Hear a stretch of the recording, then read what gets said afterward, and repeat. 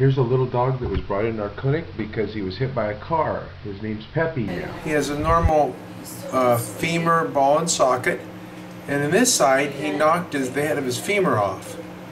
And there's his hip joint, but the head of his femur, which should be right there, is off over here.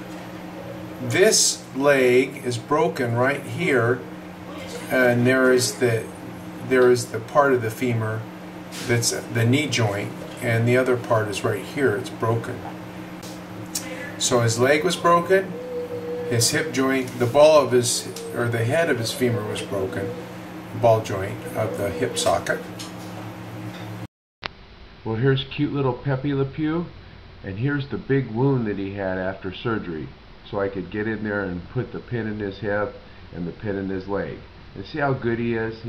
In this picture in this x-ray I show that I put a pin right down the middle of the femur.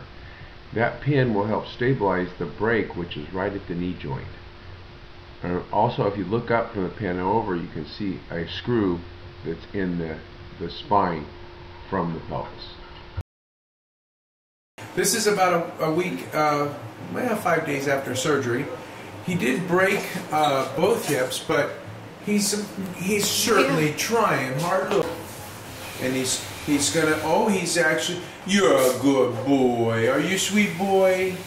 It hurts, I know.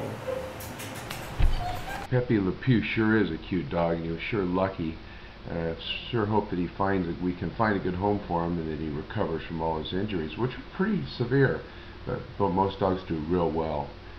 And make sure you're treating your dog well with the food you feed him. I found that nutrition plays a key role in many chronic illnesses like itchy skin, itchy ears, obesity, diabetes, colitis, chronic diarrhea, and even anal glands and urinary problems. My book Dog Dish Diet talks about all that. Check it out at dogdishdiet.com.